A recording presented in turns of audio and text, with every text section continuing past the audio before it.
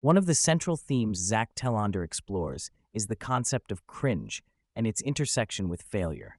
Rather than viewing cringe purely as an obstacle, Zack presents a nuanced take that reframes critics' disdain as a reflection of their own relinquished dreams. He argues that when people label others' pursuits as cringe, it is often because they themselves, at some point, decided to abandon their hopes for fear of looking foolish. This insight not only humanizes the critics, but also encourages perseverance. He underscores that genuine progress requires embracing failure and cringe as inevitable companions to growth, rather than enemies to be avoided. The conversation deepens by linking sincerity and vulnerability to the experience of cringe. Irony, frequently used as a protective mechanism in modern discourse, establishes emotional distance, preventing people from fully engaging or risking vulnerability. By contrast, earnest speech exposes individuals to judgment but also marks authenticity. Zack points out how critics use irony and accusations of cringe as weapons and shields, effectively freezing any meaningful dialogue. This insight illuminates why navigating the online world, with its amplified cringe radar, is fraught with challenges and why sincere expression remains courageous. Following the discussion on cringe, Zack shares a profoundly personal reflection prompted by fatherhood and recent life experiences. He describes a dual existence where one maximizes gratitude for the present moment while simultaneously maintaining ambitious dreams for the future. This juxtaposition, he terms it a form of gratitude maxing alongside being dream-pilled, captures a tension many creators and ambitious people face. They want to savor small joys, like simple moments at Nando's or quiet evenings with loved ones, yet their minds are equally focused on manifesting long-term visions. Zack highlights how this balance is not just theoretical, but deeply embodied in everyday interactions. A snapshot of him holding a Fanta at Nando's symbolizes the profound appreciation of seemingly trivial moments, reminding listeners that grounding oneself in sensory pleasures can coexist with high aspirations. At the same time, the discomfort of this balancing act, dreaming for more while enjoying now, illustrates a perennial human challenge, emphasized further by the shifts that come with new responsibilities and identities, such as becoming a father. A substantial portion of the episode is dedicated to authenticity and its role in both creative endeavors and public engagement. Zack admits to grappling with the shame often associated with taking joy in small, seemingly insignificant pleasures, which the digital age exacerbates due to the relentless pressure of impressiveness and grandeur. He candidly addresses his internal cringe critic, an imagined voice of external judgment that threatens to dilute his genuine enjoyment and expression.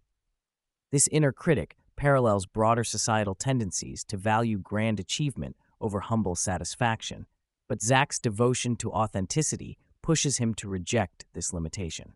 He relates anecdotes from social interactions where simple gestures of kindness or recognition, like a bartender acknowledging his music, can offer profound validation.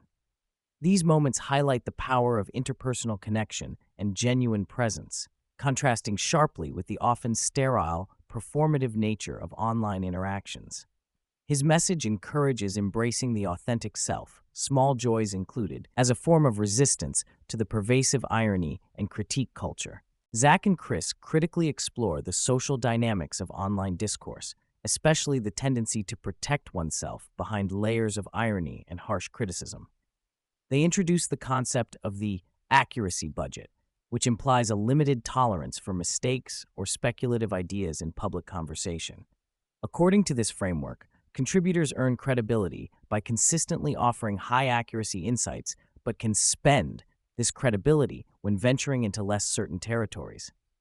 The episode stresses how the internet's unforgiving nature punishes people who step out over their skis, even when sincere exploration is warranted. This rigidity discourages nuanced thinking and open debate, fostering a climate where speakers prioritize defensive irony over vulnerability. Zack worries that such conditions limit creativity and intellectual growth, highlighting how the fear of critique shapes what can be said, by whom, and how. The accuracy budget metaphor proposes a more humane approach, but acknowledges it remains aspirational given current digital realities. Another fascinating tangent considers the terminology around grifters and shills, words often hastily thrown around in online discourse. Zack offers clear definitions. A grifter is someone who promotes beliefs they do not genuinely hold, while a shill actively endorses products or services they would not personally use, often in exchange for compensation. This distinction helps clarify the motivations behind public personas and explains how suspicion can saturate modern media consumption. The conversation also recognizes the complexity introduced by non-monetary incentives, such as social status or ideological gain, which blur the lines of these categories. Zack acknowledges the heightened paranoia around grifting and shilling prompts excessive pattern matching, sometimes unfairly accusing well-meaning individuals. This sensitivity, while understandable, contributes to a restrictive and punitive environment that stifles genuine engagement. The episode ultimately encourages discernment and empathy toward those navigating these pressured spaces. Zack and Chris delve into a fascinating study on what makes someone cool, revealing cross-cultural consensus on traits such as extroversion, hedonism, power, adventurousness, openness, and autonomy. Coolness is positioned as a social marker, rewarding innovation, risk-taking, and charisma, an identity associated with pushing boundaries and being ahead of cultural trends. The analysis highlights a divergence between cool and good, with the latter characterized by warmth, agreeability, and traditional values. The speakers emphasize that coolness depends heavily on authenticity and the absence of forced effort. Attempts to manufacture coolness often backfire, reducing credibility. This dynamic explains why many iconic figures maintain aloofness or distance, cultivating an enigmatic persona that attracts admiration. They also discuss the difficulty of maintaining cool within today's hyperexposed social media landscape, where overvisibility can erode rarity and mystique. The evolving tension between these dimensions offers insight into cultural phenomena in music, fashion, and celebrity. The discussion naturally expands into the modern music industry's dependency on digital attention and the pressure it exerts on artists. Zack reflects on his own experience trying to convert followers attracted by his life's commentary into actual music listeners, revealing the challenge of aligning desire for authenticity with the demands of algorithmic exposure. He notes that a viral conversation or spontaneous video about life often gains more traction than formally produced musical content. This situation exposes a broader tension where artists juggle authentic creative expression with strategic brand cultivation necessary for visibility. Zack compares this with nightlife promotion, where social capital and transactional relationships underpin influence and growth. The podcast critiques the transactional nature of fame growth and the consequent emotional toll, underscoring the importance of balancing commercial imperatives with genuine artistic identity. Zack candidly discloses his struggle with caring too much about others' opinions and how it slows his progress, despite outward appearances of confidence. He recognizes that fearing judgment limits his willingness to experiment and take risks, which conflicts with the imperative to evolve creatively. Alongside this, he discusses his reliance on structured routines and prolific output, such as producing over 150 podcast episodes a year, to create consistency in a demanding field. Routine emerges as a double-edged sword. It provides discipline and momentum, but can also trap one in repetitive patterns that stifle evolution and spontaneity. Zack expresses a desire to find a sustainable balance, highlighting burnout as a real risk in creative professions. He suggests that consistency is crucial to achieving impact, yet recognizes the psychological cost inherent in perpetual productivity. A particularly engaging segment centers on Zack's recent 100-day running journey. He shares an analogy portraying the mind as a classroom of unruly students resistant to change, depicting the mental battle involved in starting and maintaining a running practice. His approach, minimizing effort, focusing on simple physical motions, and sidelining ego, illustrates how persistence can overcome initial aversions. They explore why running has surged in popularity recently, tying it to the appeal of measurable progress and the culture around fitness influencers. Zack and Chris also consider the blend of practicality and romanticism intrinsic to endurance sports, noting how suffering and pushing physical limits carry a compelling narrative, often overshadowing clinical views on optimization.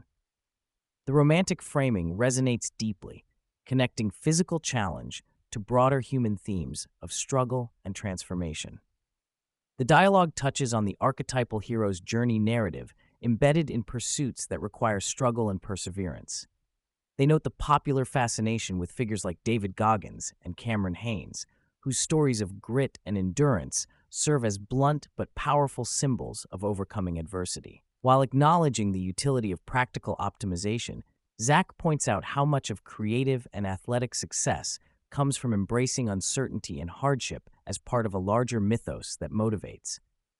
They contrast this with highly engineered, data-driven efforts such as Eliud Kipchoge's marathon attempts, which, although impressive, lack the raw storytelling edge that resonates emotionally. This juxtaposition between technical mastery and open-ended human endeavor speaks to the complex allure of both precision and myth-making in contemporary culture.